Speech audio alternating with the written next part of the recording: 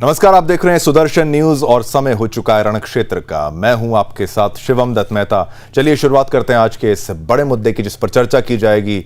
अयोध्या में 22 जनवरी 2024 को प्रभु श्री राम मंदिर का जो प्राण प्रतिष्ठा का कार्यक्रम है वो होने जा रहा रामलला जी का। उससे पहले कर्नाटक की कांग्रेस सरकार की पुलिस 30 साल पहले राम मंदिर आंदोलन में भाग लेने वाले हिंदुओं के खिलाफ जांच करने बैठ गई है। ताजा कड़ी में 3 दशक पहले हुए इस आंदोलन वाले 1992 के केस में पुलिस ने एक व्यक्ति जिसका नाम है श्रीकांत पुजारी, उसको गिरफ्तार कर लिया है। इससे राम मंदिर आंदोलन में शामिल अन्य हिंदुओं पर गिरफ्तारी की तलवार लटक रही है, वो भी अब डर में है। पुलिस विभाग ने एक विशेष टीम का गठन भी किया है और इस टीम ने 1992 के राम मंदिर आंदोलन से संबंधित मामलों में संदिग्धों की एक सूची तैयार की है। आपको यह भी बताते चलें कि इस आंदोलन में कट्टर मुसलमानों की हिंसा की वजह से हिंदू मुस्लिम दोनों पक्षों के बीच सांप्रदायिक संघर्ष हुए थे। इसी कड़ी में 5 दिसंबर 1992 को हुबली में एक व्यक्ति की दुकान में आग लगाई गई है। दंगे हुए। इस तमाम दंगे पर एक आरोप यहां पर लगाया गया, श्रीकांत पुजारी पर भी आरोप लगाया गया।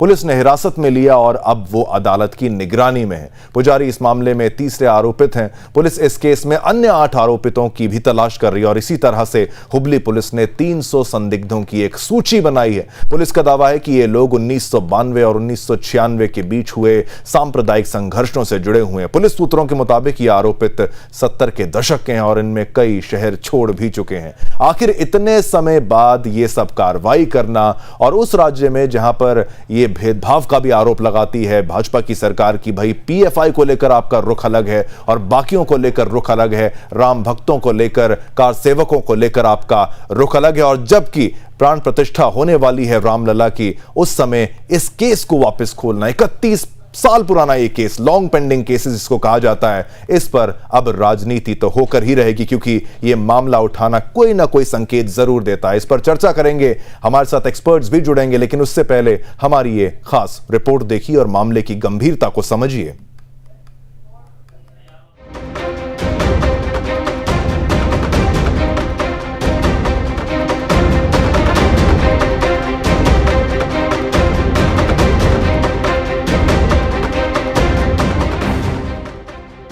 अयोध्या में 22 जनवरी 2024 को श्री राम मंदिर की प्राण प्रतिष्ठा होने जा रही है। उससे पहले कर्नाटक की कांग्रेस सरकार की पुलिस 30 साल पहले राम मंदिर आंदोलन में भाग लेने वाले हिंदुओं के खिलाफ जांच करने बैठ गई है। 3 दशक पहले हुए इस आंदोलन वाले 1992 केस में पुलिस ने श्रीकांत पुजारी के साथ 2 लोगों को गिरफ्तार किया है। इससे राम मंदिर आंदोलन में शामिल अन्य हिंदुओं पर गिरफ्तारी की तलवार लटक रही है। आईएएनएस की एक रिपोर्ट के मुताबिक पुलिस विभाग ने एक विशेष टीम को इकट्ठा किया है।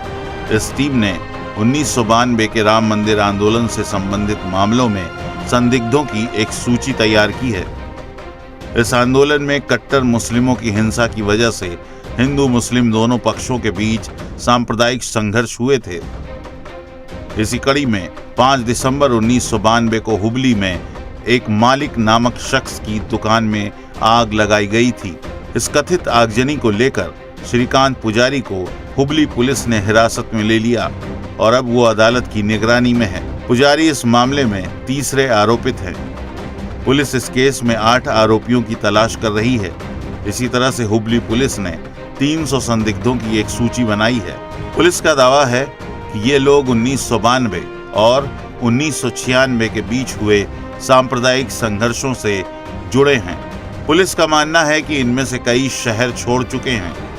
यही नहीं, कई संदिग्ध मौजूदा वक्त में अहम पदों पर भी बैठे हैं। अब पुलिस उनके खिलाफ मुकदमा दायर करने से पहले संभावित नतीजों पर भी सोच रही है। कहा जा रहा है कि सीएम सिद्धारमैया की सरकार की तरफ से पुलिस विभाग को इन मामलों की विस्तार से जांच करने के निर्देश दिए गए हैं। राम जन्मभूमि आंदोलन से जुड़े कई सदस्य बीजेपी के मशहूर राजनेता बन गए हैं। रिपोर्टों में दावा किया गया है कि राज्य में बीजेपी सरकार के वक्त इन सभी मशहूर नेताओं के खिलाफ मामले खारिज कर दिए गए थे। वहीं हिंदू संगठनों ने कांग्रेस सरकार की मौजूदा कार्रवाई की सख्त निंदा की है।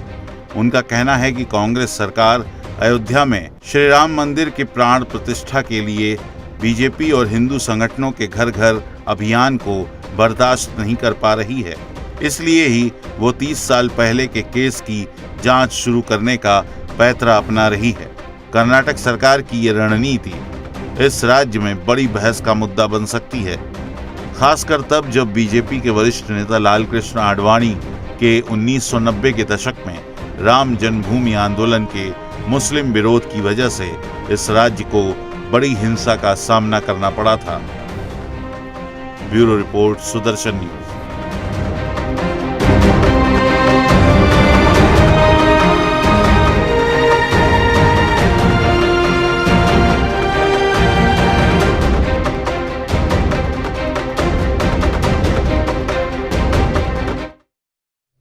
तो इसकी टाइमिंग पर भी सवाल उठ रहे हैं कि आखिर क्यों एक एक्शन अगर लेना था, वो भी 30-31 साल बाद, वो भी लॉन्ग पेंडिंग केसेस, उसको रीओपन करना, और आप इसमें कहेंगे कि राजनीति नहीं है, तो फिर वापस से शक जरूर होता है। मैं चाहूंगा तमाम पैनलिस्ट हमारे वो टीवी स्क्रीन पर आए जिनसे इस चर्चा को आगे बढ़ाया जाएगा और बात पूछी जाएगी कि आखिर जब रामलला जी की प्राण प्रतिष्ठा होने वाली है उस दौरान यह फैसला आखिर क्यों लिया गया। तो चर्चा तो हम बिल्कुल करेंगे। कुछ ही पलों में आपकी टीवी स्क्रीन पर वो तमाम पैनलिस्ट भी होंगे और ये मामला, नया आरोप कांग्रेस पर आ गया है, कांग्रेस पर यह नया आरोप आया है। लेकिन इससे पहले, ठीक है, आरोप तो है, सभी पैनलिस्ट का मैं स्वागत करना चाहूंगा। यहां पर सभी हमारे साथ इस वक्त मौजूद हैं। अमितोष पारिक जी वीएचपी से, आपका बहुत बहुत धन्यवाद, आप यहां पर आए। अविनाश सिंह जी, राजनीतिक विश्लेषक, वो हमारे साथ हैं।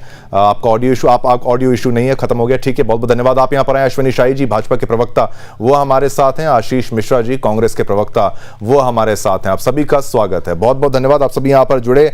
और मुद्दा, क्योंकि राजनीति भी हो रही है और उसके चलते देखिए राम मंदिर, रामलला जी की प्राण प्रतिष्ठा का समय आ गया, पर एक आरोप आशीष जी, कांग्रेस पर फिर से कर्नाटक में राजनीति होना शुरू हो गई है। क्या मामला था, क्या कारण था अचानक से 30-31 साल पुराने मामले में दोबारा से कार्रवाई करना, लॉन्ग पेंडिंग केसेस को वहां पर खोलना, कार सेवकों को फिर वहां पर कार्रवाई करना, राम भक्तों पे एक तरीके से आप पर फिर आरोप लग जाएगा। एक तो राम मंदिर बनाने का क्रेडिट पहले ही भाजपा के पास है, इसकी प्राण प्रतिष्ठा होने वाली है, उस समय जब एक राजनीतिक का दौर चल रहा था, अब ये एक नया कर्नाटक में होना कांग्रेस के लिए एक और प्रॉब्लम नहीं हो जाएगी क्या? आशीष जी। सबसे पहले तो मैं आपके माध्यम से 9 वर्ष की सभी पैनलिस्टों को शुभकामनाएं देता हूँ और आपको भी ढेर सारी शुभकामनाएं। आने वाला 2024 वर्ष सबके लिए मंगलमय हो। बहुत अच्छी बात है। बिल्कुल आपका ऑडियो फिर से एक बार प्रोडक्शन से मैं कहूंगा कि इनका जरा ऑडियो चेक करके फिर से बोलिए, आप एक बार ऑडियो चेक करा के बोलिए। हेलो, हाँ बोलिए जी। एक्चुअली मेरा फोन लाइन डिस्कनेक्ट हो गया, जरा वो कनेक्ट हो गया। हाँ नहीं, आप बोलिए, आपकी आवाज आ रही है। ठीक है, तो सबसे पहले तो देखिए, मैं बहुत अच्छा शुभ मुहूर्त है कि राजीव गांधी जी द्वारा हुआ सपना था, उनके द्वारा पहाड़ आज मंदिर में अपने गंतव्य विराजमान हो रहे हैं। ठीक है, यहाँ पर ऑडियो का इशू आ रहा है, तब तक आपका जब तक ऑडियो हम यहाँ पर ठीक कर लेते हैं।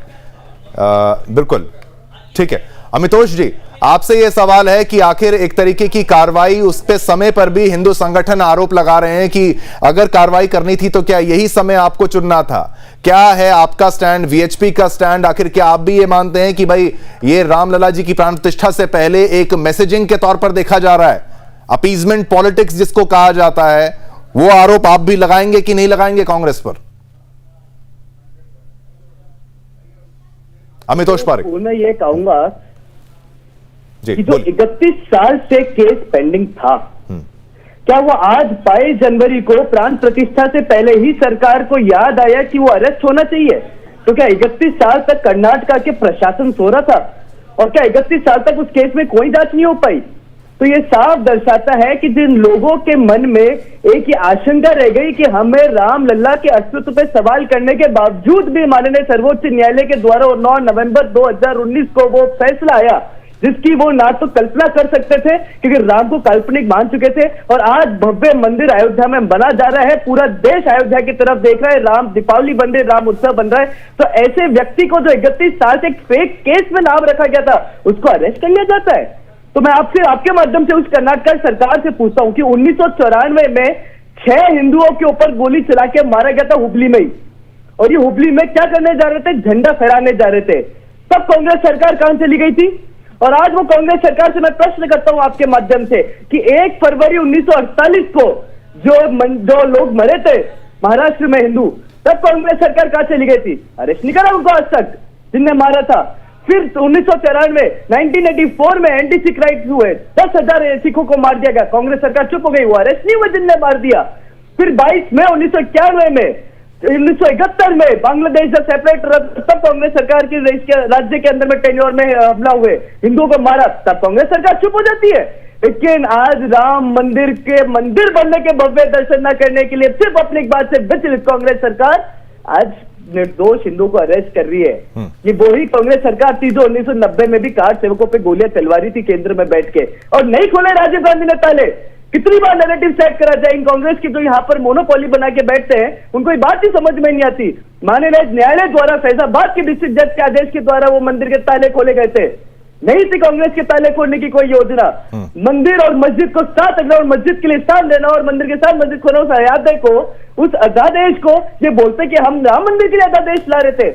ऐसा कुछ नहीं है, सिर्फ एक अपीसमेंट पॉलिटिक्स है जो कांग्रेस की विचारधारा है। और यही अभी राहुल गांधी ने कुछ समय पहले भी बोल दिया था कि कांग्रेस इसे मुस्लिम पार्टी, जो मुस्लिम लीग को सेक्युलर बोलते हैं, वो इस भारत के अंदर में निर्दोष हिंदुओं को दबाने के अलावा और कुछ नहीं कर सकते। शिवा चाहूंगा अगर कांग्रेस के प्रवक्ता भी हमारे साथ हैं, उनका ऑडियो क्लियर है, उनसे ये मुख्य तौर पर सवाल है कांग्रेस के प्रवक्ता से, ये आप क्या इन आरोपों से सहमत हैं? आखिर इस टाइमिंग की बात मुख्य तौर पर यह पूछी जा रही है कि क्यों इस समय को क्यों चुना गया, और ये एक सिलेक्टिव एक्शन का आरोप आप पर लगा है। आशीष मिश्रा जी, क्या आशीष मिश्रा जी हमारे साथ हैं? मेरी आवाज आ रही है आपको? बिल्कुल बिल्कुल आ रही है, बोलिए।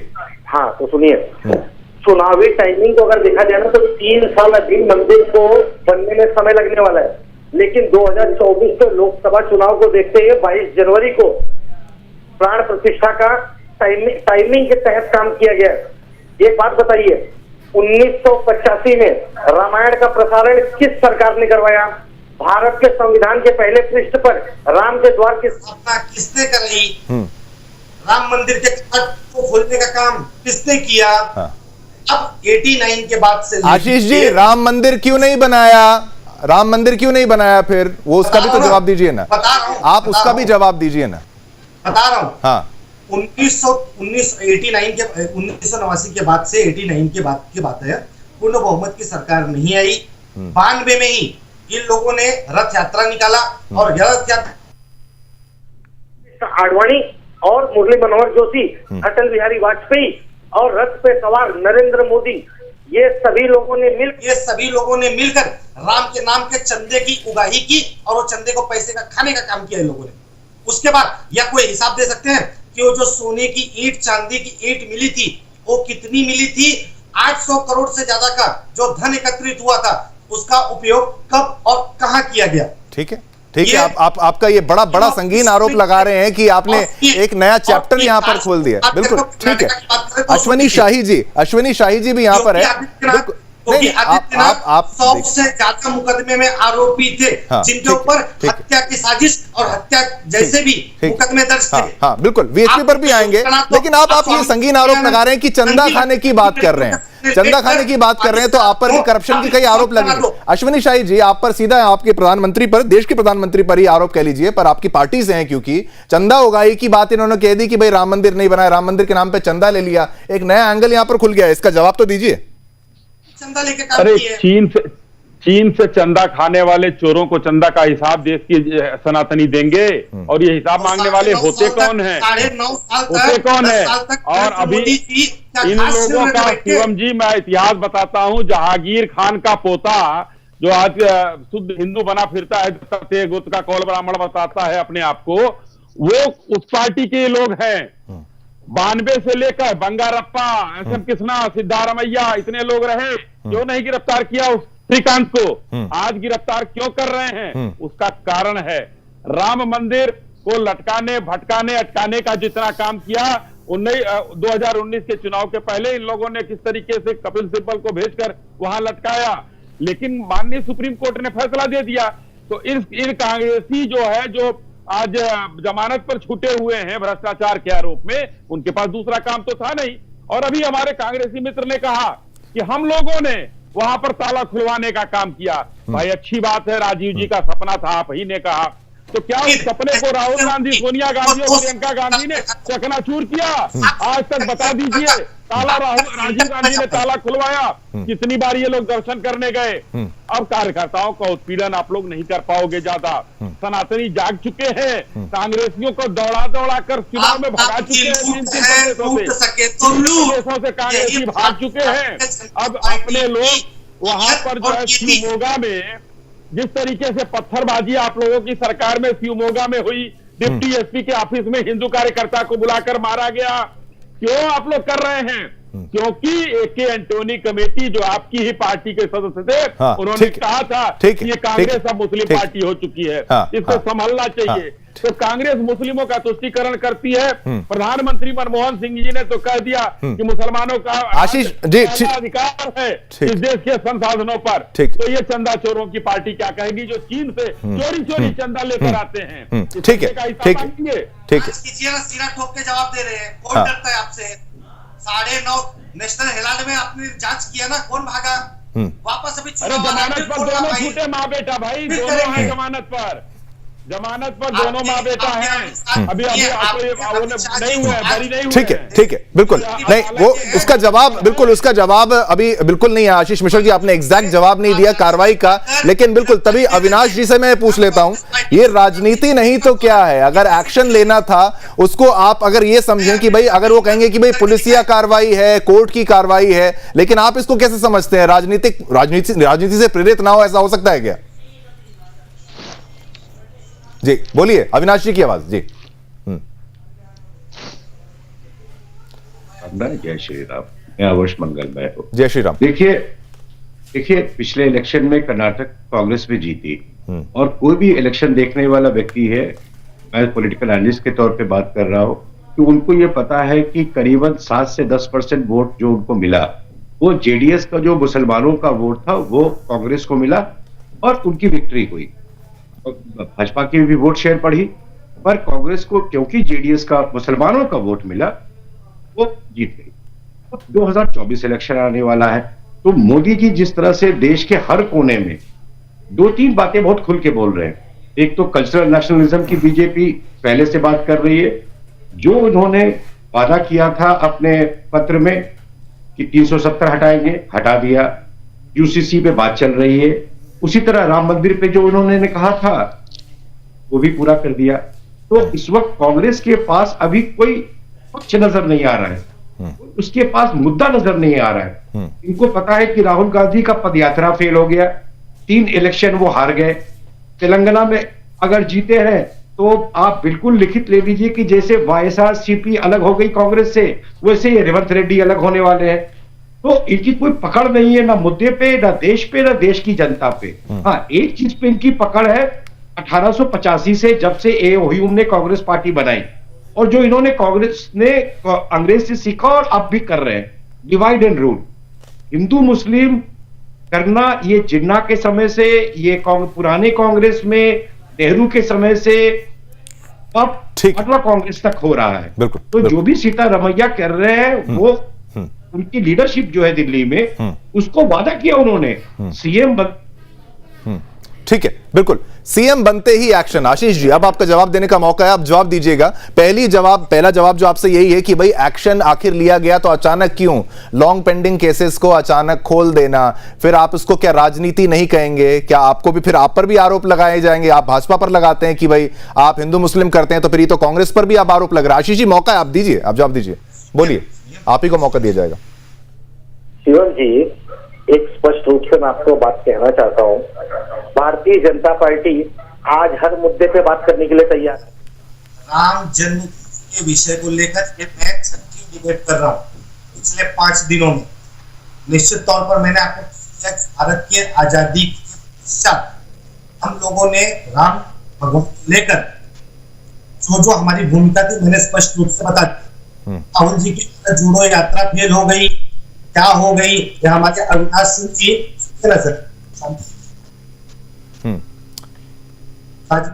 के रूप में बैठे हैं, इन्होंने एक बार ये चर्चा की क्या काशी विश्वनाथ की भूमि से, जहां से भारत के यशस्वी प्रधानमंत्री नरेंद्र मोदी जी आते हैं, उन्हीं के मदन मोहन मालवीय जी द्वारा निर्माण किए हुए बीएचयू यूनिवर्सिटी के अंदर भारतीय जनता पार्टी के आईटी सेल के कार्यकर्ता जो कि संयोजक और सह संयोजक है, बंदूक की नोक पर महिला छात्रा से बलात्कार करते हैं। नरेंद्र मोदी जी जाके ये बात कहेंगे या भारतीय जनता पार्टी का कोई व्यक्ति ये कहेगा? ठीक है अश्विनी शाह साहब, क्योंकि आप आशीष जी आप बड़े बड़े आरोप लगा रहे हैं, आप जवाब भी लेते चलिए क्योंकि इतने आप संगीन आरोप लगाए। बिल्कुल, आप आशीष जी बोला आपने, अश्विनी से जवाब ले लीजिए, फिर आप पे आएंगे ना। अश्विनी जी जवाब ही नहीं दे पाएंगे। हाँ लीजिए ना, क्यों नहीं दे पाएंगे? कर दिया रेवंत रेड्डी जी को। और सुनिए ना अश्विनी सिंह जी, अविनाश जी, मैं आपको चुनौती के साथ में बोलता हूँ, 16 तारीख को मैं मुंबई से निकल रहा हूँ, 17 तारीख को अयोध्या हम पहुंच रहे हैं और राम मंदिर के जो भक्त आने वाले हैं उन सभी लोगों को हम लोग कांग्रेस पार्टी के माध्यम से वहां पे उनको भोजन की सुविधा और जिस प्रकार से कोविड का नया वेरिएंट फैलता जा रहा है, आए दिन केसेस बढ़ रहे हैं, सैनिटाइजर और मास्क देने का वहां पे हम काम करेंगे क्योंकि मोदी जी तो कैमराग्राफी में बिजी रहेंगे। वो कैमरा जी आशीष जी ठीक है, आपका जो मैसेज अब ये जा रहा है कि जो राम भक्त अब मंदिर दर्शन के लिए आएंगे उनके लिए आप सेवा करने वाले हैं, क्योंकि उसका कारण है क्योंकि पूर्व प्रधानमंत्री भारत रत्न राजीव गांधी जी ने यह सपना देखा था। आज उनका सपना साकार हो रहा है, तो निश्चित तौर पर हम वहां जा रहे हैं। और सुनिए आशीष जी, फिर आप साथ साथ एक और बात का इशारा भी ये कर रहे हैं कि राम मंदिर नहीं बना पाए। राम मंदिर तो भाजपा ने ही बना लिया ना, ये क्रेडिट आप क्यों नहीं ले गए कि जिस तरीके से आप बिल्कुल आप राम भक्ति का प्रमाण दे रहे हैं, आप कह रहे हैं सेवा करेंगे और ये आरोप लगाते हैं कि आपके सपोर्ट से कारसेवकों पर गोलियां चली हैं। खैर मुद्दा तो कर्नाटक का था, लेकिन आपकी बात है, जवाब अश्विनी जी से आपके उसका भी ले लेते हैं, फिर हमें तोष पर आएंगे। ये नहीं कहेंगे राम मंदिर निर्माण के लिए जो राम भगवान को वस्त्र पहनाया जा रहा है वो मुस्लिम कारीगर बना रहा है। राम मंदिर को निर्माण करने में जिस कारीगर की महत्वपूर्ण भूमिका है वो मुस्लिम समुदाय से आता है। तो क्या आपको दिक्कत है, आपको मुसलमानों से दिक्कत है क्या आशीष जी? अगर वहां से पत्थर आ रहा है, मैं तो कह रहे हैं मकराना का मार्बल आ रहा है, वो वहां पर इस्तेमाल हो रहा है, ध्वजा का इस्तेमाल हो रहा है, ये भी कहा जा रहा है वो मुसलमान के द्वारा बनाई गई, वो विषयांतर हो जाएगा। अश्विनी शाही जी से पहले जवाब ले लेते हैं। और राम मंदिर नहीं बना पाए, कोई बात नहीं, अश्विनी शाही जी आपका पॉइंट पहले। इनको बताना चाहूंगा, ये मुंबई से आए, अच्छी बात है, हम राम के राम जी हमारे, कहना चाहिए, अच्छी बात है इनको। ये आज का अखबार में दिखाना चाहता हूं, मैं कह रहा हूं कि उत्तर प्रदेश में निकला है, कोरोना पर काबू है, कोरोना में 2 मरीज मिले थे, वो ठीक होकर घर जा चुके हैं। ये लोग कोरोना ना फैलाए कांग्रेसी आकर यहाँ। मैं तीसरी बात कहना चाहूंगा कि जो वहां आए, अच्छी बात है, तो राहुल गांधी जी को भी आप सद्बुद्धि देते कि वो रामलला के दर्शन के लिए चले गए होते। क्यों राजीव गांधी जी के सपनों को चकनाचूर कर दिया भाई उन्होंने और प्रियंका जी ने मिलकर? आज तक तो नहीं गए, ना सोनिया जी गई, ना प्रियंका जी गई, ना राहुल जी गए। आप आ रहे हैं, अच्छी बात है। आशीष मिश्रा, कम से कम गर्व से तो कहेंगे आप, जो भी गोत्र होगा आपका। अब बीच में चिल्लाइए मत, रुकिए, विचलन मत करिए, बीच में मत चिल्लाइए। और सुनिए, तीसरी बात मैं कहना चाहूंगा, कांग्रेसियों के सीने पर सांप लौट रहा है कि राम मंदिर का भव्य प्राण प्रतिष्ठा का कार्यक्रम हो रहा है। नहीं आशीष जी, उनकी बात पूरी हो जाए, आप फिर आएंगे ना, बोलिए। खानदान के लोग हैं, अंतिम चिराग राहुल गांधी, उनके फर्मा बरदार आप सर्टिफिकेट दोगे, तो फिर वो आप सर्टिफिकेट दोगे। फिलहाल दुनिया आपसे सब कहते हैं ना, ईडी, सीबीआई, आईटी, पुलिस, आप जो करना है आपको करिए। साहब ने सर्टिफिकेट दिया, मैं क्या दूंगा? ठीक है, बिल्कुल बिल्कुल बिल्कुल, चलिए। कमलनाथ ने दे दिया है सर्टिफिकेट, सबने दे दिया है हमको। अभी तो कमलनाथ ने 11 चांदी के ईंट भी दिए हैं, कबूल कीजिए, हम कबूल कीजिए आपको। अब बात शिवम जी देखिए, ये चालू हो जा रहा है। ठीक है, बिल्कुल बिल्कुल आशीष जी, 11 चांदी की ईंट कमलनाथ ने दिया, बोलो। ठीक है, कांग्रेस पार्टी के कमलनाथ ने दिया, बोलो। चलिए हाँ, ठीक है, आप पर भी आरोप है, कोई बात नहीं। राहुल गांधी सिर्फ राहुल गांधी ने आपको विजन दिया, राहुल गांधी ने नहीं आशीष जी, मुख्य मुद्दा एक बार फिर, ठीक है आशीष जी, अगर आप आ रहे हैं, आशीष जी आप खुद आ रहे हैं, आप कह रहे हैं मैं खुद आऊंगा, मैं भोजन दूंगा, सैनिटाइजर बांटूंगा, लेकिन कर्नाटक में क्यों, कर्नाटक में ये एक्शन क्यों हो रहा है? फिर यही तो कंफ्यूजन हो रहा है ना आशीष जी, ये कंफ्यूजन हो रहा है। एक बार कर्नाटक, एक मिनट अश्विनी शाही जी, एक मिनट इनका जवाब ले लेते हैं। अश्विनी जी, आशीष जी आप ये जवाब दे दीजिए, कर्नाटक में ये क्यों हो रहा है? गलत मैसेजिंग जा रही है। वस्त्र होके महिलाओं से तेल मालिश करा रहे थे, बोलिए। आशीष जी वापस, आशीष जी आप आइए ना। आप कर्नाटक में ये एक्शन का टाइमिंग क्यों ले रहे हैं, क्यों ये एक्शन हो रहा है, ये तो बताइए ना। प्राण प्रतिष्ठा होने वाली है, ये एक्शन क्यों लिया जा रहा है? राम भक्तों पे, कार सेवकों पर ये आरोप है आप पर। सुनिए ना, एक बार मुझे एक बात बताइए कि उनको जो जांच के लिए बुलाया गया है, जांच का विषय अगर रहा है, उनको बुलाया गया है, मुझे वो कॉपी, वो मुझे नोटिस आप बताइए, मैं आपके माध्यम से जानना चाहता हूं, और आपके माध्यम से आपके सभी दर्शक और देश को ये पता चले कि उनको क्यों बुलाया गया। बताइए ना। दंगों के लिए बुलाया गया, आप दंगों के लिए बुलाया गया, बिल्कुल एक्शन के लिए। दो तरफ से दंगे हुए थे, आपने दोनों तरफ से लोगों को बुलाया क्या? आपने दोनों तरफ से लोगों को बुलाया? आपने हिंदू मुसलमान वाली जो पॉलिटिक्स आप कर रहे हैं, आप मेरे पे नोटिस की बात पूछ रहे हैं। आपको देखते हुए राहुल जी को, सोनिया जी को बुलाया गया था ना, हमने ऐसा कहा कि हम जांच में नहीं आ रहे। आप बताइए और भारतीय जनता पार्टी के प्रवक्ता बताएं कि जांच में क्या निकला। कई जगह फूका गया, ये बुलाया गया था, कहे लोग, ठीक है। आप दोनों की बात यहाँ दोनों की बात ली। अमितोष पारिक जी ये कह रहे, तमाम आरोप ये लगा रहे हैं और ये कह रहे हैं कि भाई राम मंदिर वाले मुद्दे पर कांग्रेस ने अहम भूमिका निभाई है और ये खाना खिलाएंगे, सैनिटाइजर बांटेंगे। क्या अब ये बात सूट कर रही है? क्योंकि इन पर तमाम आरोप ये है कि भाजपा के द्वारा ही, उनके दौरान ही मंदिर बनाया गया। अब ताला खोलने की बात, बिल्कुल आशीष जी, ये बात सच है कि नहीं है? मंदिर क्यों नहीं बनाया गया? आशीष जी, ठीक है आशीष जी क्यों? आशीष जी, ऐसा तो नहीं था कि फंड की प्रॉब्लम थी, कोरोना, ठीक है, कोरोना से ठीक हो गए हम। आशीष जी, कांग्रेस के दौरान मंदिर क्यों नहीं बना? राम मंदिर बनाते तो आप देखिए चुनाव की बात ही नहीं होती, भाजपा का काम आप ही कर लेते फिर। नहीं सरकार का भाई इसका मैं जवाब देता हूँ। आशीष तो नहीं दे पाएंगे क्योंकि वो क्या है, अपनी भाषा शैली भी समझ नहीं पा रहे हैं और इस चीज को भी नहीं प्रूव कर पा रहे कि क्यों 31 साल बाद उन्होंने उस केस को वापस से चालू किया, जिस केस के एविडेंस 31 साल तक वो ढंग से ले नहीं पाए थे। अब मैं बताता हूँ, ये इसलिए नहीं बना पाए क्योंकि इनके सारे वकील तो राम मंदिर के अस्तित्व पर सवाल खड़े होने के करने के लिए माननीय सर्वोच्च न्यायालय में खड़े थे। ये इसलिए नहीं बना पाए क्योंकि राम मंदिर के ताले ये खोल नहीं पाए, फैजाबाद के डिस्ट्रिक्ट जज ने खोला, उनकी जानकारी में नहीं था। ये इसलिए नहीं बना पाए क्योंकि राम के ऊपर लगातार हल्फनामा मांगने वाले में ये व्यस्त थे। ये इसलिए नहीं बना पाए क्योंकि हिंदुओं को दबाने का काम में ये व्यस्त है, कम्युनल वायलेंस बिल लाने में ये व्यस्त है, प्लेसेस ऑफ वर्शिप एक्ट 1991 लाने में ये व्यस्त है, दंगों के अंदर मोपाली दंगे, मोखला दंगों के अंदर ये व्यस्त है, लगातार बलगवी दंगे जो हुए सिद्धरामैया की शपथ के बाद उसको दबाने में ये व्यस्त है। तो कहां से जब व्यस्तता ही हिंदुओं के विरुद्ध में रहेगी तो कैसे हिंदुओं की आस्था का ये सम्मान कर पाएंगे शिवम? और इसीलिए मैं आपके माध्यम से कहता हूं कि जिन 1990 में कार सेवकों के ऊपर केंद्र सरकार में कांग्रेस होते हुए यूपी के अंदर में गोलियां चली थी, आज उन सब के माध्यम से मैं आपको कहता हूं और विश्व हिंदू परिषद की तरफ से मैं आपको कहता हूं कि बाबर तेरी बाबरी पर भगवा ले रहा है, 14 निजाम की खाई थी, मंदिर वही बना है और इसलिए इन्हें दिक्कत आई है कि मंदिर वही कैसे बन रहा है। कितनी बातें थी, राम मंदिर बनाएंगे, तारीख नहीं बताएंगे, लीजिए तारीख भी बता दी और मंदिर भी बना दिया। अब इनको दिक्कत हो रही है क्योंकि ये जनेऊ कोर्ट के ऊपर डालने वाले लोग हैं, जनेऊ को समझने वाले नहीं है। अमितोष जी, भारतीय जनता पार्टी की केंद्र सरकार ने नरेंद्र मोदी आप तो ये बता दीजिए, हुगली के अंदर में 1993 में जिन हिंदुओं के ऊपर में कांग्रेस सरकार ने गोली चलवाई थी उनका क्या हुआ? राम जी काल्पनिक है जो आप बताइए, ये बात भ्रम फैलाते हो जनता में। शिवम आप पूछ लीजिए, आप पूछ लीजिए। ठीक है आशीष जी, जो आप भ्रम की बात कर रहे हैं, काल्पनिक जो आप कह रहे हैं, 2007 का राम सेतु समुद्रम प्रोजेक्ट के दौरान आप ही की सरकार थी ना वहां पर, जो राम सेतु को वहां पर तोड़ने के बाद पार्क स्ट्रेट और दूसरे को जोड़ने के लिए उसको राम जी को आप प्रूफ नहीं दे पा रहे थे, आपकी सरकार थी, तमाम एजेंसियां, आप चाहे एएसआई को यहां पर इन्वॉल्व कर लीजिए, लेकिन कंट्रोल किसका था? 2023 है, 2023 में आप क्या मानते हो नेहरू जी की सरकार है? 24 है, नहीं कहा 2007 की बात की, 2023 कहां पे आया?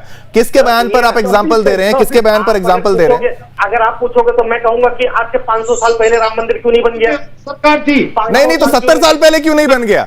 500 साल का तो चलो मैं आप पे जिम्मेदारी नहीं डाल रहा, आपकी सरकार नहीं थी, 70 साल पहले ही बना लेते, उस दौरान तो बना लेते, कांग्रेस काल में क्यों नहीं बन गया? 70 साल में जरूरत ये थी कि जिस समय आरएसएस की विचारधारा के लोग अंग्रेजों की विरोधी करते थे, आरएसएस की विचारधारा के लोग मातृभूमि के भूमि के लिए लड़ते, आजादी की लड़ाई लड़ रहे थे। ठीक है, राम मंदिर, देखिए आशीष जी, तमाम मुद्दे बिल्कुल आशीष जी आपको बोलने का मौका है। अविनाश जी एक आरोप कांग्रेस पर यह भी लगता है कि जिसकी बात करते हैं कि मंदिर के दरवाजे खुलवाना, वो सब तमाम बातें, उस दौरान शाहबानो केस का भी जिक्र होता था, उसके तौर पर भी इसको देखा जाता है कि एक तरफ से आपने वहां पर अपीजमेंट की, यहां पर लोग नाराज ना हो जाएं, यहां पर भी एक कार्यक्रम कर दिया गया। क्या आप इस पे सहमत हैं? क्या ऐसा कुछ था? वाली बातें बहुत देर से ये कर रहे हैं नेशनल टेलीविजन पे। कई लोगों ने इनको रोकने की कोशिश की, पर इनकी शैली यही है। ये पूछ रहे आज क्या नेहरू की सरकार है? अरे आपके लिए तो 70 साल पहले भी नेहरू की सरकार थी, आज भी नेहरू की सरकार है। प्रियंका के नाक जो है उसकी दादी से मिलती है। ये तो आपका एजेंडा है देश के लिए। तो आपसे मिश्रा जी न किसी को उम्मीद है। आप 40-45 पे सिमट चुके हैं, अब आप 0 या 4 की तरफ जा रहे हैं। आप छोड़ दीजिए देश की चिंता। हाँ, जहां तक कर्नाटक की बात है, अभी ये कह रहे थे डेंगू। ये भाई इनके इंडी वाले जो साथी है वो किसी को मलेरिया कह रहे, सनातन को उसको एड्स कह रहे। तो ये तो फिर भी ये ऐसी बीमारी का नाम ले रहे हैं जिसके बारे में लोग कुछ जानते हैं। इनको अटल बिहारी वाजपेयी ने, मुरली मनोहर जोशी ने राम के चंद्र को खाया। बोलो बोलो, चिल्ला रहे हो, गजब आदमी हो। लाते को मिलती कि नहीं मिलती है? हाँ यार, एकदम चुप रहो। आशीष जी एक और सवाल कि यहाँ पर यह भी आरोप है कि कर्नाटक में पीएफआई के केसेस हटा दिए गए, लेकिन ये वाला मुद्दा जरूर उठा लिया गया। ये तो इनके 1600 केसेस का आरोप ही है। सब कुछ कानून के दायरे में ही आएगा, सब कुछ कोर्ट में रहेगा। लेकिन ठीक है, अपीजमेंट की बात आशीष जी, ठीक है, आप सभी को मौका मिला है, आप इसका भी जवाब दीजिए। आशीष वापस आप ये जरूर बताइए क्यों ये टाइमिंग, क्यों ये, क्योंकि सारा मुद्दा इसी पर था कर्नाटक पे। आपका एक कॉमेंट जरूर लेते हैं इस पे, बड़े प्यार से, बड़े आराम से, जनता समझे तो। बोलूं मैं? बोलिए।